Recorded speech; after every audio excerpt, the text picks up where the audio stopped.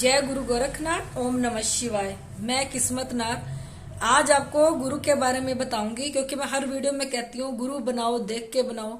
परमात्मा ने आंखें दी हैं, बुद्धि दी है आप लोगों को।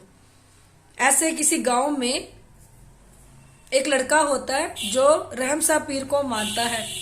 वो रहमसा पीर की बाड़ पूजा बहुत करता है। एक उसने छोटी सी दरगाह बनाई होती है, वहां पे रहमसा की दिन रात सेवा में लगा रहता है।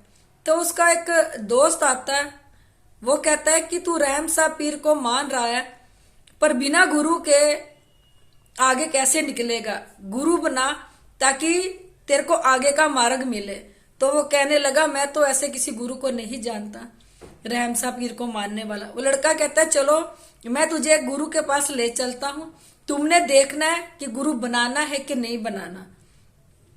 तो वो कहता है चलो, क्योंकि उसको 1 साल हो गया था भक्ति करते करते। सपने में तो रहमसा पीर आते थे, पर कोई बताते नहीं थे कुछ भी, क्योंकि बिना गुरु के गति नहीं होती, बिना गुरु के आगे बढ़ा नहीं जाता। तो वो गुरु बनने के लिए जाता है। वो कहता है ये गुरु है, अब देखो इसको कि तुम्हें गुरु बनाना है कि नहीं बनाना। क्योंकि जिसके पास वो लेके जाता है उसने 2 प्रेत सिद्ध किए होते हैं, क्योंकि वो प्रेत ही उसको जितना कुछ बताते थे संगत के बारे में, वो प्रेत ही बताते थे, चाहे वो सही होता था चाहे वो गलत होता था। तो वो कहता है कि मुझे गुरु बनाना है आपको। तो वो गुरु दीक्षा उसको दे देता है।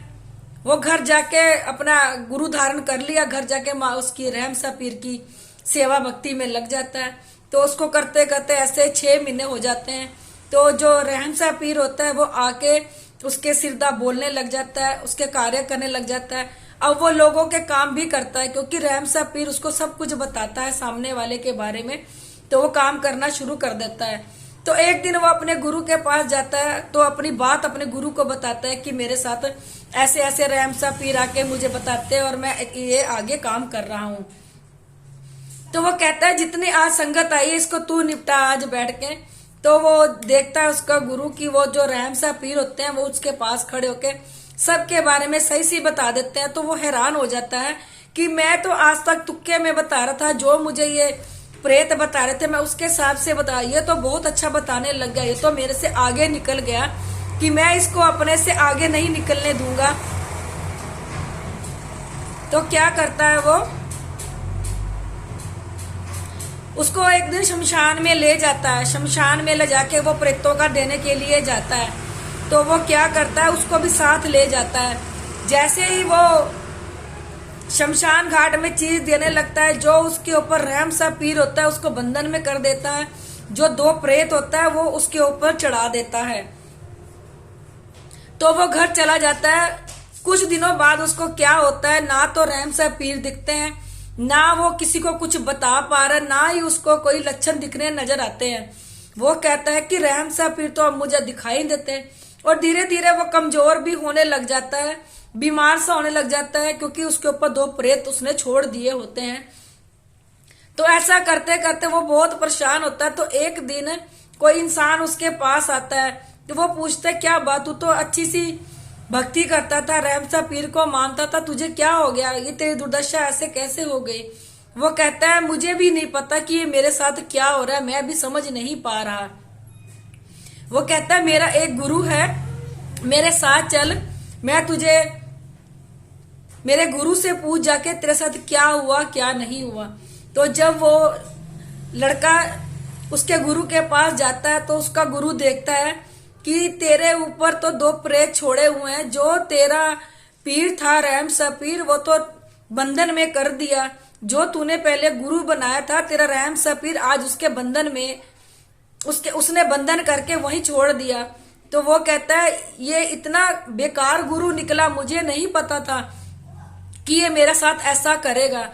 तो वो कहता अब मैं क्या करूं? वो जो उसका गुरु होता है वो कहता है सब कुछ मैं तेरा ठीक कर दूंगा, तेरा पीर भी वापस बुला दूंगा, पर तूने एक काम करना, उसके पास नहीं जाना, ना उसको तूने कुछ बताना है जाके। इसके लिए मुझे हवन करने पड़ेंगे 3-4, और इससे तेरी जो शक्ति है वो उस खुल के तेरे पास आ जाएगी। तो वो कहता है ठीक है। वो हवन करता है, लगातार 4-5 दिन उसका हवन चलता है, जिससे जो उसकी शक्तियां हैं जो रहम सा पीर होते हैं वो खुल जाते हैं और उसके ऊपर आ जाते हैं। तो वो कहता है कि अब उसके पास तूने कभी नहीं जाना, अब मैं गुरु किसको बनाऊं, मैंने गुरु बनाना है, अपने दोस्त को कहता है। तो वो कहता है क्यों ना तू मेरे ही गुरु को अपना गुरु बना ले, अपने गुरु मर्यादा में फिर काम करना शुरू कर दे। तो जो उसके दोस्त का गुरु होता है वो उसको गुरु बना के फिर से उसका शरीर ठीक होना शुरू हो जाता है, रहम सा फिर उसके ऊपर आके फिर से लोगों का कल्याण करने लगता है, उसको सब दिखने लग जाता है। जो जो रहम सा फिर उसको बताते हैं, फिर वो आगे बढ़ता चला जाता है। मैं आप लोगों को ये कहना चाहती हूँ कि गुरु बनाओ, देख के बनाओ, क्योंकि आप भगवान ने आपको आंखें दी है, बुद्धि दी है। जब तक आप लोग इसका यूज नहीं करोगे तो क्या करोगे। मैं ये नहीं कहती कि सारे गुरु बेकार होते हैं, गुरु देखो कोई अच्छे भी होते हैं, सारे गुरु ऐसे नहीं होते। किसी जगह पे तुम्हें चेले बेकार मिलेंगे, किसी जगह पे तुम्हें गुरु बेकार मिलेंगे, पर वो आप लोगों ने तय करना है ना कि उसके बारे में जांचो परखो फिर गुरु बनाओ। ऐसे हमारे पास बहुत से केस आए जो गुरु बना के जो उसके ऊपर सिद्धियां होती थी वो खुद ले लेते थे, पर उसके पास कुछ भी नहीं बचता था, भूत प्रेत उनके ऊपर छोड़ देते थे।